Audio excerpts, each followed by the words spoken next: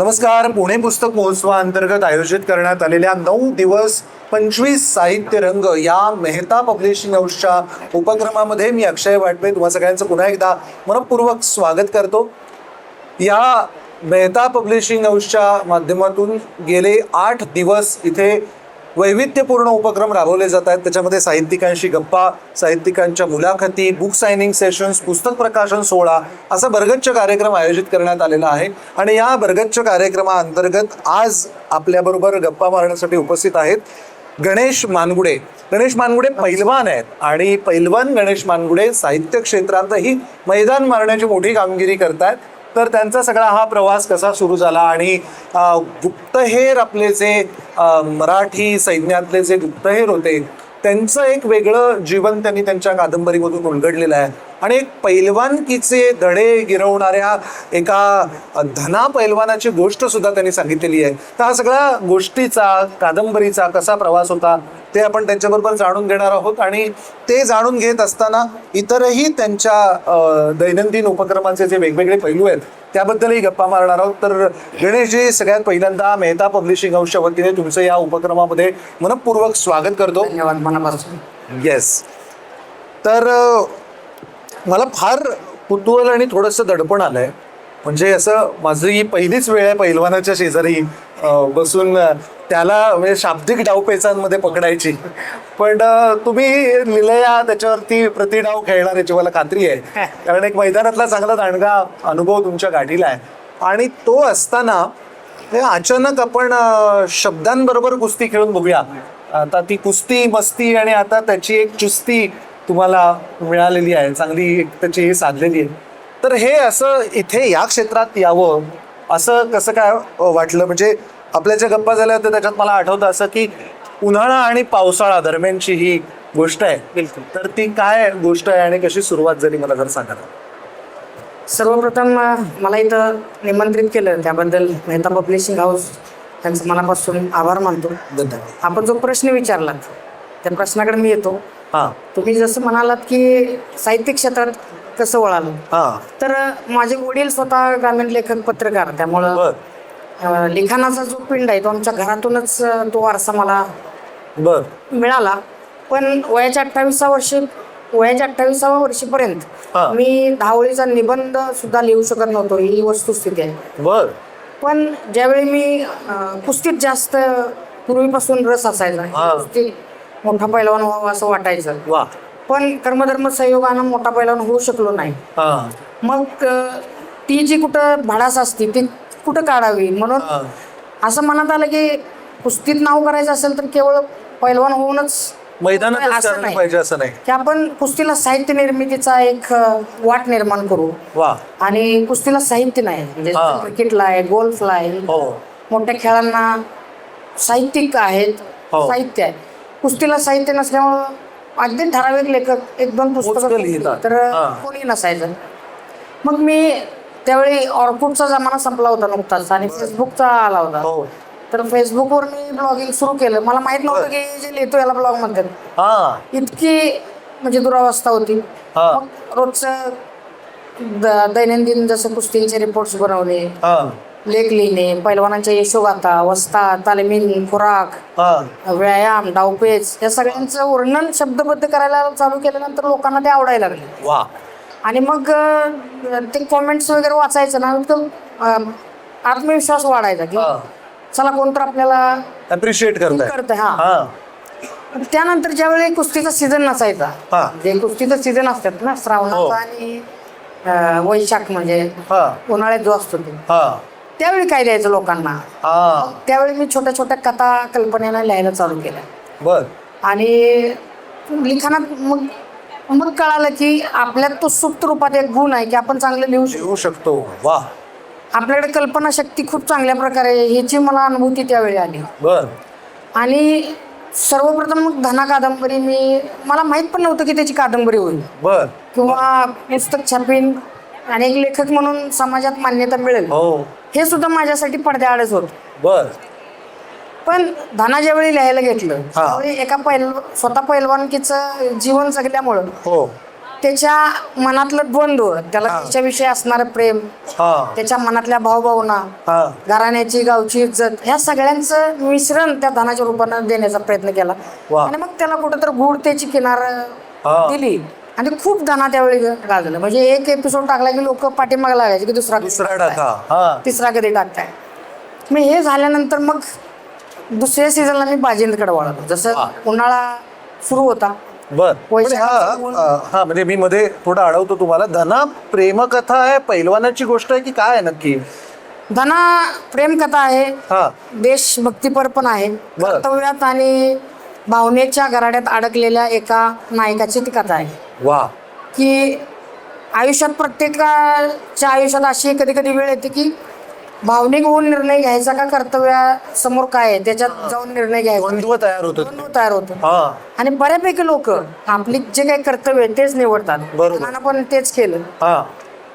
अशा पद्धतीची ती कथा आहे. पण मग पुढे काय झालं हे जाणून घ्यायला आपल्याला कादंबरी वाचायला पाहिजे. वा. म्हणजे पैलवानकी करता करता कुस्तीच्या मैदानात माती अंगाला फासून घेता घेता एक दिवस असं वाटणं की आपण ह्या पैलवानकीच्या खेळाला, कुस्तीच्या खेळाला साहित्यात आणलं पाहिजे.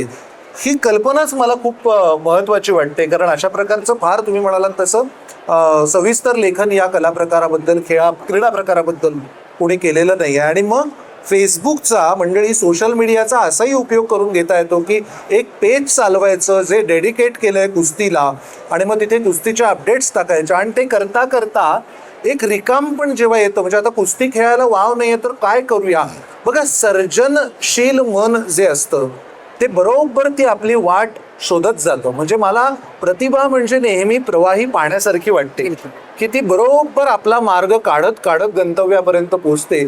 तशी आमच्या गणेशजींच्या आतमध्ये जी दबून राहिलेली प्रतिभा होती, त्यांच्यातला एक जो कथाकार होता, त्यांच्यातला एक जो कादंबरीकार होता, तो अशा प्रकारे त्या आमच्या धनाच्या रूपानं बाहेर पडला. आणि मग एका उन्हाळ्यात तुम्हाला एक वेगळाच एक चष्का लागला. तो कसला लागला? नक्कीच तो उन्हाळा मला चांगला आठवतो. 2016ला मी खाजगी कंपनीतून सरकारी कंपनीत म्हणजे सेंट्रल रेल्वेत मला नोकरी मिळाली. नोकरी मिळाल्याला तसं मी कॉर्पोरेटमध्ये काम केल्यानंतर सरकारी जे नियम, त्यातल्या रेल्वे सारखी जे अशी संस्था जिथं आज सुद्धा ब्रिटिशकालीन नियमांचीच बजावणी होते, जिथं पेपरवर्कला खूप महत्व आहे. आणि मला वाटतं आर्मी, नेव्ही, एअरफोर्स नंतर शिस्तबद्ध चालणारं रेल्वेच आहे. तर त्यात मिळतं जुळतं करायला वेळ गेला. बरोबर. आणि मग आमचे जे वरिष्ठ अधिकारी आहेत, आज सरांना मी इथं बोलवलं होतं, त्या आले नाहीत. त्यांचं आवर्जून नाव घेऊन येतं मी, बरकडे सर म्हणून, सुभाष बरकडे आणि कृष्णन पाटील सर. या दोघांच्यामुळे मी बाजील पूर्ण करू शकलो. नाहीतर रेल्वे सारखी नोकरी जिथं 12 तासाची ड्युटी आमच्याकडे असते, आज पुण्यासारख्या ठिकाणी 8 तासाचे, पण खूप व्यस्त शेड्यूल असतं. बरोबर. मग त्या उन्हाळ्यात छत्रपती काहीतरी वेगळं द्यायचं. धनाचं आलं होतं, खूप नावलौकिक झालता. मोठमोठ्या साहित्यिकांचे फोन यायला चालू झाले किंवा खूप चांगले लिहिले, याच्यावर काहीतरी करता येईल का बघूया. मग आता काय लिहायचं हे धनाबद्दल चालू होतं. धना लिहिताना मला खरोखर सांगतो सगळ्यांच्या देखत की मला ती लव्ह स्टोरी लिहायची होती, पण ती लव्ह स्टोरी मी लिहू शकलो नाही. आता म्हणलं की आपल्याला नवीन आपण बाजींच्या रूपानं लव्ह स्टोरी लिहूया. ते बाजिंद नाव हे सुद्धा असंच दिले गेले, म्हणजे ठरवून किंवा एखादा कसलेला लेखक आधी नाव ठरवतो, परत आता समजायला लागले त्या गोष्टी, तंत्र आता कळायला लागलं. आता समजायला लागले की एखादं लिखाण लिहित असताना काय काय करायला गोष्टींची आवश्यकता असते. पहिल्यांदा टायटल, त्यानंतर तो फ्लो कसा कसा जातो, आणि मग काही माहित नव्हतं. त्याच दिवशी एपिसोड लिहायचा, त्याच दिवशी पोस्ट करायचा, त्यात पाठीमाग वळून बघायचं नाही काय लिहिले काय नाही. अशा अवस्थेत वाचन पूर्ण झालं. आणि ज्यावेळी पहिला एपिसोड लिहिला तर नक्कीच रायगडचा समोर आलं की रायगड छत्रपती शिवाजी महाराजांची हिंदवी स्वराज्याची राजधानी, त्यांची असं सेंटर धरून आपण ही कथा लिहायची. आणि ते लिहित असताना ती कथा बहिर्जी नायकांच्यावर जाईल याची सुद्धा कल्पना नव्हती. अच्छा.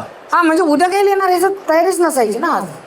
उद्या मी काय लिहिणार आहे हे मला माहित नसायचं. आज मी जे लिहितोय तेच मला माहित होतं. पण मग एका रात्रीत एक भाग पूर्ण. पूर्ण. अशा पद्धतीने पहिला भाग लिहिला आणि सरांना खूप आवडला. सर म्हणले तू लिही, मी तुझ्या साहेबांना सांगतो की तुला वेळ द्यायला. कारण ती सर स्वतः साहित्यिकांचा एक खूप आवड होती त्याला. आवड होता.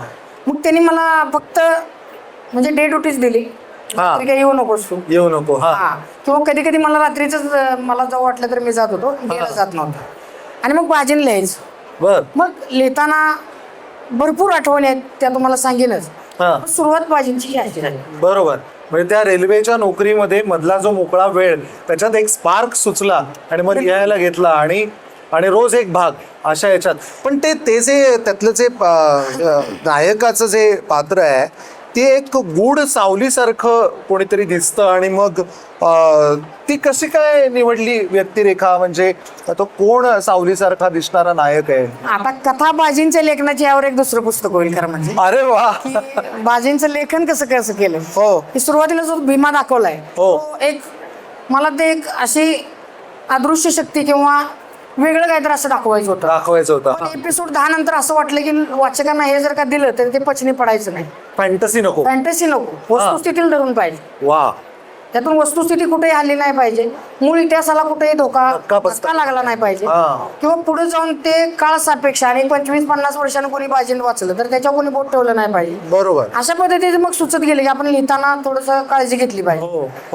मग सुरुवात जो भीमा होता, मला सुद्धा गुप्तेर व्हायची खूप हे होती. म्हणजे त्या काळात मी त्याच्या परीक्षा पण दिल्या आणि रेल्वेत यायच्या अगोदर पण तशा परीक्षा दिल्या होत्या, प्रयत्न केले होते. मग कदाचित त्या भीमामध्ये मी स्वतःला बघत होतो की मी असतो तर काही तिथं केलं असतं. आणि मग ते धनगरवाडीचे 4 लोक त्यांना घेऊन शिवाजी महाराजांना गाराने सांगायचं त्या. अशा पद्धतीनं ती स्टोरी सुरुवात केली. आणि मग 4 दिवसात जे काही घडलं म्हणजे बाजी. वा. त्या 4 दिवस आणि 4 रात्री जे घडलं. आणि मला आपली गप्पा जेव्हा सुरू होत्या तेव्हा एक मला धागा त्याच्यात सापडला होता की तुम्ही रात्रपाळीला रेल्वेत असाल, कार्यालयात असाल तर तुम्ही असे झपाटून गेल्यासारखे, म्हणजे अगदी कोणाची सावली दिसली तरी तुम्ही असे चमकून जात होता. आणि असं एक मला खूप सांगताना सगळ्यांना अभिमान पण वाटतो आणि त्या गोष्टीचं अजून मला कुतूहल वाटते की लेखक लिहित असताना पूर्ण कादंबरीत कसा रम्मान होतो त्याचा तो काळ होता की मी लिहिताना दाढी वाढलेली, बापरे, वजन म्हणजे आता या 10 वर्षात अंगावच्या चरबीपासून ते डोक्यावरच्या केसापर्यंत सगळंच कमी झाले. पण तो काळ असा होता की लिखाणाला घेतलं व्यायाम नव्हता आणि पूर्ण असं म्हणजे मन रायगडला होतं, शरीराने तिथं होतो आणि तशी एक भाव समाधीचा काळ माझ्या आयुष्यात होता तो. आणि मग लिहिताना असं वाटायचं की 2 ट्रेनच्या मध्ये जो गॅप आहे त्याच्या पलीकडे घोडेस्वार उभे आहेत, तोंडाला काळा अवलन बांधून उभे आहेत, माझ्याकडे बघत आहेत की मला ते न्यायला आलेत का काय. आणि मग मी ती ट्रेन गेल्यानंतर मग एक डबा पास झाल्यानंतर मधला जो गॅप आहे त्याचा मला भास व्हायचा. बापरे. एकदा तर असं वाटलं की बहिर्जी नाईक शिवराय म्हणजे भीमा शिवरायांचं गारण सांगत असतो, शिवाजी महाराजांच्या कार्याचं महत्व सांगत असतो. ते सांगताना शिवाजी महाराजांचं गुणांचं कौतुक करताना मी ती इतकं वाहून गेलो की रात्रीचा मला वाटतं 1:30 वाजला होता.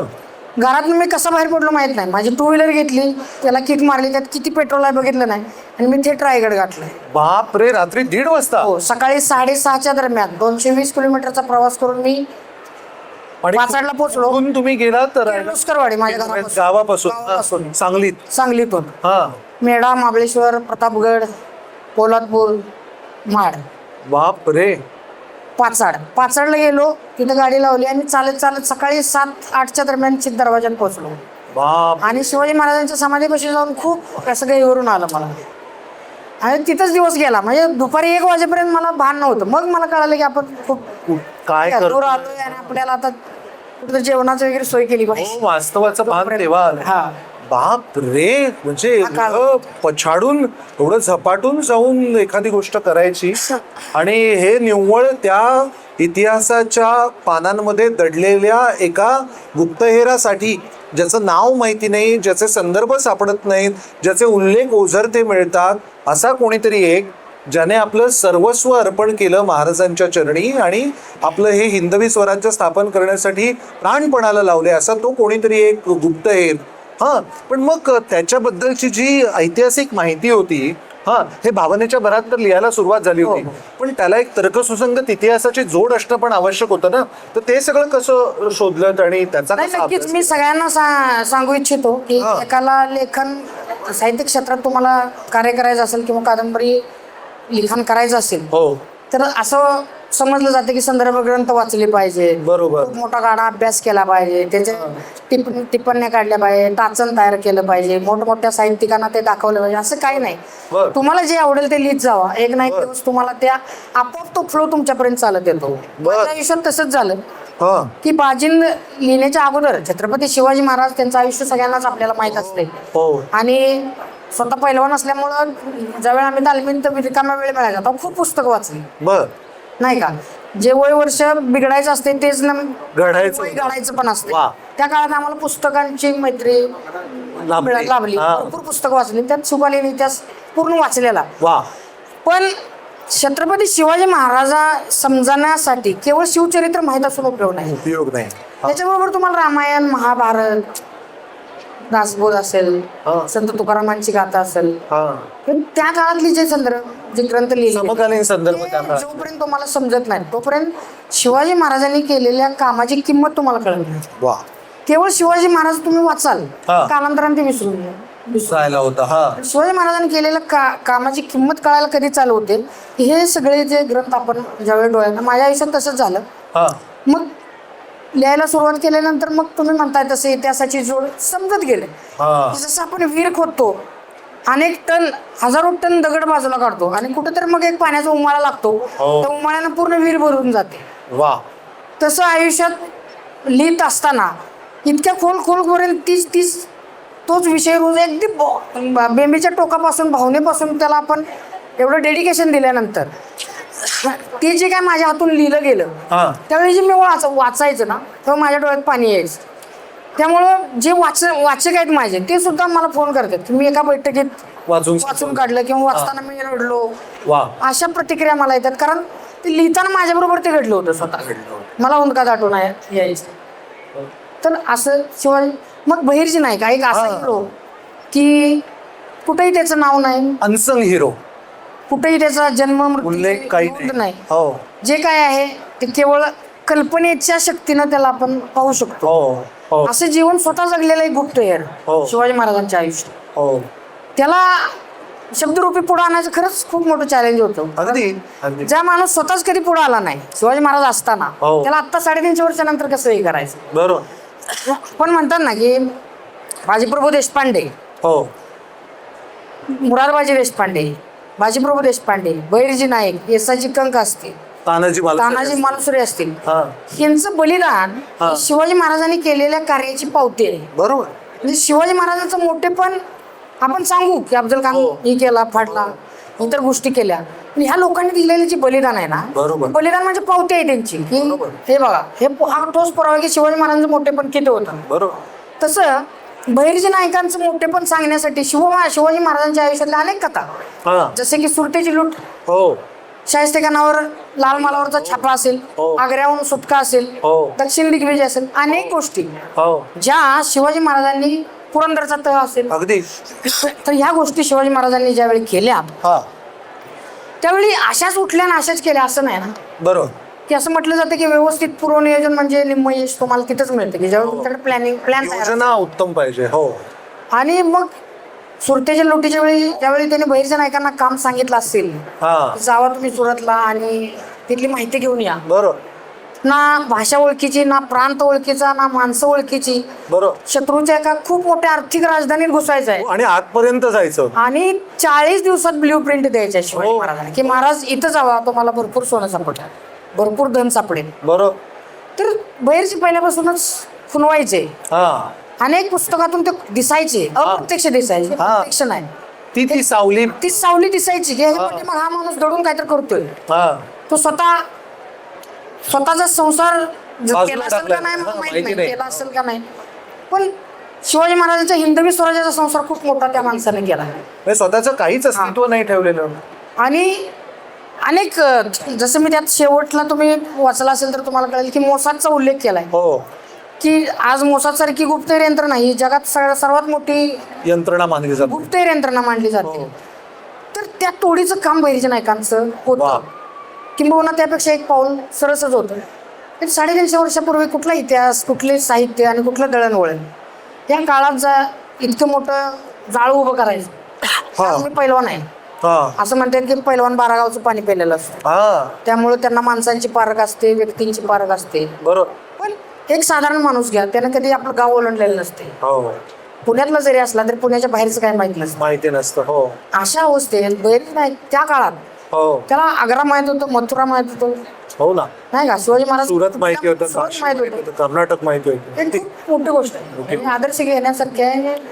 केवळ इतिहासप्रेमींनीच नाही तर दैनंदिन जीवन उत्तम जगायचं असेल तर मला वाटतं शिवाजी महाराजांचा तर आदर्श आहे बहिर्जी नायकांचा पण. अगदी घ्या की कादंबरी आलेली आहे बाजिंद, तर याच्यामध्ये तुम्ही म्हणताय तसं की बहिर्जी नायकांचीच एका अर्थी प्रतिमा चित्रित केलेली आहे असं म्हटलं तर वावगं ठरणार नाही. असा तो एक शॅडो असलेला असा एक तो गुप्तहेर आहे. पण ही गुप्तहेर कथा रचत असताना त्यातली लेखनशैली, त्यातली कथा निर्मिती, त्यातलं रहस्य बांधणी, हे सगळे पैलू कसे सापडत गेले आणि ती कथेचं प्रवाही पण कसं तुम्हाला जपता आलं किंवा त्यातल्या भावविश्वाला तुम्ही कसा आकार दिला? खूप चांगला प्रश्न विचारला. हा प्रश्न विचारावा असं मला मनोमन वाटायचं. ही लिखाणाची स्टाईल किंवा मला खूप मोठा पुस्तक लेखनाचा अनुभव आहे आणि म्हणून ही कादंबरी साकार झाली असं अनेकांना वाटतं. हे दुसरंच पुस्तक आहे तुमचं? हे माझं दुसरंच पुस्तक आहे. पण तसं काही नाही. मी ज्यावेळी मी जसं सांगितलं ना, मी असा लेखक होतो की आज एपिसोड कोणता लिहिणार आहे मला माहित नसायचं. आजचा मी लिहित होतो, पोस्ट करत होतो, दुसऱ्या दिवशी बघायचं तर त्याच्या हजारो कमेंट आलेले असतात. त्या काळात 2017 17-18 मला वाटतं 500 MB मध्ये 1 महिन्याची सोय असायची. जाऊन नुकतंच 1 GB आलं 1 GB आलं होतं, ते मी महिन्याचं. बरोबर. पर डेचा नव्हता विषय. बरोबर. 3 इतक्या महिन्याचा कमेंट यायच्या. मग ठरवून करत नव्हतो काही. तर तुम्ही म्हणताय हे लेखनशैली कुठून आली, तर मला वाटतं आमच्या वडिलांच्या मुळे आली असावी. बरोबर. कारण आम्ही छोट्याशा घरात ज्यावेळी राहत होतो त्यावेळी वडील चतुर्थ श्रेणी कामगार, अजून सुद्धा खूप लिहितात आमचे वडील. तर 3-4 हजार पगार असेल त्यावेळी काय माहित नाही, पण त्यातले 1,500-2 हजार कोरे ताव आणायला जायचे. कारण स्टोव असायचा, गॅसचा जमाना नव्हता. स्टोवच्या आवाजात वडील अखंड लिखाण करताना आम्ही ते बघत मोठं झालं. कदाचित तेच कुठं तर सुप्त रूपात अंतर मनात असेल की तुला सुद्धा लेखक व्हायचंय किंवा, तर हे जन्मजात मला वडिलांच्याकडून मिळालं. आणि दुसरी गोष्ट, छत्रपती शिवाजी महाराजांचा दैदिप्यमान इतिहास. अगदी की असं म्हटलं जातं की कोण छत्रसाल बुंदेला, किती दुरून आज मला वाटतं त्यांची जयंती आहे. इतक्या लांब बुंदेलखंडावरून आला, त्यांना शिवाजी महाराजांच्या कर्तृत्वाचं भुरळ पडली त्या काळात. समर्थ रामदास, त्याने आयुष्यात कधी रक्ताचा थेंब तर बघितला असेल का? कधीच बघितला नसेल. त्यांनी किती सुंदर शिवाजी महाराजांच्या लिहिलं. कविराज भूषण, व्यापारी जहाज के ना राजा भारी राज के, भिकारे हमें कीजिए महाराजा शिवराज के. ब्रिज भाषेत शिवाजी महाराजांची शिवभावनी लिहितो तो माणूस, नाही का? लचित बोपुकन सारखा एक बांगलादेश किंवा कलकत्त्याच्या बॉर्डरवर राहणारा एखादा योद्धा शिवाजी महाराजांना न पाहता 350 वर्षापूर्वी बंड पुकारतो. हे जे मेल्या मुर्द्याला जिवंतपणा आणणारं शिवाजी महाराजांचं जे चरित्र आहे त्याचं वर्णन करण्यासाठी जे शब्द आलेत, मला वाटतं हे सुद्धा अपुरे आहेत, नाही का? बाबासाहेब एकदा एका भाषणात म्हणाले होते, बाबासाहेब पुरंदरे, की चित्रकारांनो चित्र काढा, बरोबर, नर्तकांनो नृत्य करा, बरोबर, नाटककारांनो नाटके रचा, संगीतकारांनो संगीत करा, पण हे शिवचरित्र आसमंत वेधून बाहेर आलं. अगदी अगदी त्रिखंडात गाजायला पाहिजे. मला वाटतंय मी ज्यावेळी लिहित होतो शिवाजी महाराजांचं कार्याचं मोजमाप करणारे शब्द हे आपोआप, हे शब्द नसून त्यांच्या विषयी असणाऱ्या प्रेमाचं एक प्रतीक आहे असं मला वाटतं. वा, किती निर्मळ भावनेने लेखक व्यक्त होतो. मला हे फार दुर्मिळ वाटतं बरं का गणेशजी. म्हणजे नाहीतर एक असं काहींचं असंही म्हणणं असतं की आमची एक ठराविक योजना आम्ही आखली, त्याची पूर्वतयारी केली, त्याच्यासाठी पुरेसं संशोधन केलं आणि मग मांडणी केली, अशी एक पद्धत असते. त्यातही काही गैर नाही, म्हणजे ती एक वेगळी तंत्र आहे त्याच्यातलं एक, ते आणि कालांतराने तुम्हालाही ते साध्य होईल अगदीच. पण हा जो मला भावनेचा आवेग जो तुमच्या बोलण्यात जाणवतो, की ते झपाटून जाऊन रायगडावरती जाणं असेल किंवा 2 रेल्वेंच्या मध्ये एखादी सावली दिसणं असेल किंवा अगदी एक उन्हाळा ते पावसाळा असं सलग बसून लेखन करणं असेल आणि इदम न मम म्हणून ते सोशल मीडियावरती पोस्ट करून टाकणं असेल.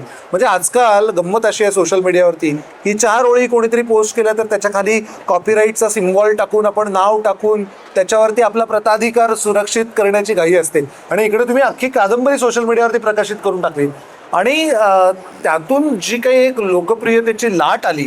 म्हणजे मला जरा आकडेवारी सांगा ना, म्हणजे कसा प्रतिसाद मिळाला आणि कितीशे व्ह्यूज, किती हजार लाईक्स वगैरे.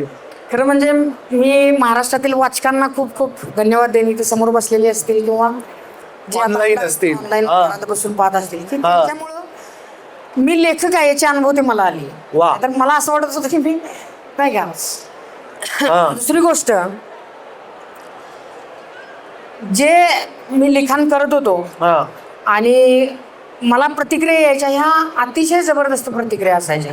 ज्यावेळी मी उन्हाळ्यात ज्यावेळी भीमा आणि धनगरवाडीचे जे त्या 4 व्यक्ती रेखा मी मांडलेले आहेत, ती ज्यावेळी एका ओढ्यातून पार होत असतात बरोबर आणि त्यांच्या अंगाला जो नाही का थंड पाण्याचा स्पर्श, त्याचं वर्णन लिहिल्यानंतर मला अशा कॉमेंट आल्या की ह्या उन्हाळ्यात तुम्ही आम्हाला थंड पाण्यात न्हावून टाकले. वा. हे मला अजून आठवतं. एक गारव्याचा अनुभव दिला. आणि पावसाळा सुरू होता आणि पावसाळा सुरू झाल्यानंतर भीमा आणि ही 4 लोक ज्यावेळी राजगडच्या चित दरवाजात जातात त्यावेळी बंदूक ताणलेला एक धारकरी, ज्याला म्हणतोय पुढे येऊ नका, बंदूक भरलेली आहे. बर. छत्रपती शिवाजी महाराजांची राजधानी आहे, लोक सोंग्यांचं घर नाही, बाहेरच थांबा, तुमची ओळख सांगा नाही तर मरायला तयार व्हा. यानंतर अशी कॉमेंट एकाची आली की तुम्ही पावसाळ्यात सुद्धा आम्हाला शेकोटीची कमतरता पडली नाही, की इतकं गरम झालो आम्ही, की धग त्याच्यात जाणवली. अशा प्रतिक्रिया असायच्या. मग खूप प्रवीणदादा तरडे असतील, अमोलजी कोल्हे असतील, अनेक मोठे जे साहित्यिक आहेत त्यांचे मला फोन त्या काळात आले. बरोबर. आज सुद्धा ते माझे म्हणजे जिथे त्यांचा कार्यक्रम असेल तर मी कुठं कोपऱ्यात जरी असलो तर आवर्जून ते मला सांगतात की रिस्पेक्ट ते लोक देतात. हे केवळ सोशल मीडियामुळे, सोशल मीडिया म्हणजे वाचकांच्यामुळे म्हणा किंवा विशेषतः मेहता पब्लिशिंग हाऊस, कारण त्यांना असं वाटलं की हे पुस्तक रूपी यायचं. कारण काही वाचक जायचे मेहतापाशी आणि म्हणायचे की बाजीन पुस्तक द्या. अच्छा. ते म्हणायचे कुठे बाजीन पुस्तक. अजून मग त्यांनी शोधलं की कोण बाजिंद आहे. बाजींचा लेखक आणि मला मग कोल्हापूरचे अनिल सर आहेत जे आजोबा आहेत, त्यांनी मला सांगितलं की हे तुम्ही कोण आहे काय. त्यांचं शैलीच वेगळी, स्टाईलच वेगळी. अनिल सर अगदी अगदी अनिल सरांची सुनील सरांची स्टाईलच वेगळी असायची की ते बोलवून घ्यायचे, अरे तू कुठं आहे, ते लोक आम्हाला मारायला लागलेत म्हटले, पुस्तक काढूया लवकर. मग मी ते पुस्तक दिलं त्यांना. कसं काढायचं मला पण माहित नव्हतं. आता कोणतरी छापताय चला नाही का, आपण जे स्टॉलवर लिहितोय कोणतरी पुस्तक छापते. आणि मला खूप अभिमान वाटतो की लोकांना मोफत देऊन आज सुद्धा ते माझ्यावर मोफत उपलब्ध आहे. बर. ह्या पुस्तकाच्या मला वाटतं 15 ते 16 आवृत्ती खपल्या. वा. हे यश केवळ छत्रपती शिवरायांचं आहे. बंदी मोठं यश आहे. आणि तुम्ही म्हणाल तसं की हे सुचणं एखादा बहिर्जी नाईकांसारखा गुप्तहेर असेल, त्याची छाया तुम्ही शोधत जाणं, त्याच्यातून एक कादंबरी आकाराला येणं, पहिल्या कादंबरीला प्रेमकथेचं स्वरूप द्यावं असं तुम्हाला वाटत होतं. अगदी अगदी. ज्यावेळी पुण्यात आलो मी, सुनील सर होते त्यावेळी, अखिल सरांचे वडील. पण त्यांनी बोलवून घेतलं मला, कोणाला तर बोलवून घेतलं. म्हणले की त्यांच्या ज्या प्रतिक्रिया आल्यात कादंबरीवर त्या आपल्या ह्याच्यात छापवे मासिकात. मेहता मराठी ग्रंथ 1,36,000 प्रतिक्रिया होत्या. मॅडम कुठल्या 1,36,000 कॉमेंट होते त्या अल्बम रे. आणि हे किती वर्षभर चालू होतं तुमचं सोशल मीडियावर? ऑलमोस्ट मे महिन्यात सुरू केलं असेल मला वाटते. आणि पावसाळ्यापर्यंत संपलं होतं. मे, जून, जुलै, ऑगस्ट पर्यंत संपलं. आणि मग पुस्तक कसं करायचं, काही विलंब पडायचा ना. मग मी सरांना पण पाठवायचं आमच्या. सर म्हणा पुढचं काय म्हणजे काय, प्रत्येक एपिसोड काय तर गुड संपवून जायचा, पुढं काय. बरं. तर मी असं म्हणत होतो की पहिली धना कादंबरी प्रेमकथा असावी असं एक तुम्हाला वाटायचं, धनाची त्या पैलवानाची प्रेमकथा असावी असं. आणि मग त्याला एक वेगळं वळण मिळालं आणि बाजिंदला एक वेगळं वळण मिळालं. तर या 2 तुमच्या कथानायकांचा प्रवास तुम्ही कसा बघता? कशी सुरुवात झाली, ते कुठे पोचले आणि ते जिथे पोचले हा, म्हणजे त्यांचं जे काही गंतव्य होतं तिथे ते पोहोचले का, म्हणजे जे तुमच्या कल्पनेत होतं ते साकार झालं का, की वेगळीच त्या नायकाने त्यांची वाट शोधली असं तुम्हाला वाटतं? जसं धनामध्ये दाना एका पैलवानाची अशी कथा दाखवली आहे की ज्याला खूप मोठी पार्श्वभूमी आहे, त्यांचे हा. वडील देशासाठी एक संघटना चालवायचे गुप्तपणे, बर. त्याचा तो वारस आहे. हा. आणि हा वारसा त्याला माहीत नसतो त्याच्या जवानीच्या काळात. बरोबर. आणि मग जे वय असतं, ज्या वयात प्रेम सगळं तरुणाईला प्रेमाचं वेळ लागलेला असतो, हो. त्या वयात तो एक खेळाडू आहे नाही का, त्याला गावची इज्जत जपायची आहे. बरोबर. आणि गावची इज्जत जपत असताना वैयक्तिक भावभावनांचं काय, हा. अशात गुरफटल्याला एक युवक, जसं बऱ्यापैकी सगळेच खेळाडू असतील मला वाटते, हा. आम्ही स्वतः पैलवान होतो, हा, कारण ते जीवन प्रत्येकाच्या वाट्याला त्यावेळी आलेलं असतंच. म्हणजे स्वानुभव पण त्याच्यात थोडेसे उतरलेले आहेत. साहजिकच ना, हा. तुम्हाला तुमच्या भावभावनाला किंमतच नसते त्यावेळी, कारण तुम्ही 8 तास प्रॅक्टिस करत असणार, बाहेर पडायला वेळच मिळत नाही. वेळ नाही मिळत. हा. तुम्हाला रेस्ट घेतली पाहिजे प्रॉपर रिकव्हरीसाठी. बरं. आणि ज्यावेळी प्रॅक्टिस नसेल त्यावेळी स्पर्धा कॉम्पिटिशन असतात. हा. कॉम्पिटिशन मध्ये चढावड, आपण एक दिवस मागे पडलो तर पुढचा 4 दिवस पुढे जातो. बरोबर. हा एक रूल आहे आमच्या कुस्तीत. हो. आणि तुम्ही जिंकला काय ना हारला काय, रोज तुम्हाला व्यायाम करायचाच आहे. करायचाच आहे. हा. आणि खूप कमी पिरियड आहे, त्या पिरियड मध्ये तुम्हाला कुस्तीसारखा खेळ करायला. बरोबर. इतर जसे गेम आहेत, क्रिकेट असतील वगैरे, मी कोणाला कमी लेखत नाही, बरोबर. पण कुस्तीमध्ये जे समर्पण लागतं हा. नाही का, स्वतःचं जेवण स्वतः बनवावं लागतं, हो. चांगला खुराक खावा लागतो, प्रतिस्पर्धी किती व्यायाम करतोय काय करतोय ह्याच्यापेक्षा आपण किती करतोय, बरोबर. स्वतःचा स्वाध्याय लागतो. स्वतःचा स्वाध्याय. आणि हे करत असताना मग मी मगाशी जसं म्हणलो ना, हा. की जे वय बिघडायचं असतं तेच नेमकं सुधारायचं पण असतं. करायचं वय. हा. त्या वयातच नेमका फॉर्म येत असतो तुम्हाला, की एखादा पैलवान मोठा कधी होत असतो, की त्या वयात होत असतो. स्पार्क जो असतो त्याच्या ब्लड मध्ये तो त्या वयातला असतो, आणि नेमकं त्याच वयात बर. शरीरात अनेक बदल होत असतात की जेणे की जी हे आहे ना त्यांना आपण आकर्षित होत असतो. बरोबर. मग ही भावना येणे साहजिकच आहे. मग अशा एका पकडीत अडकलेला खेळाडू पुढे कसा जातो, आणि मग ज्यावेळी त्याला कळतं हा.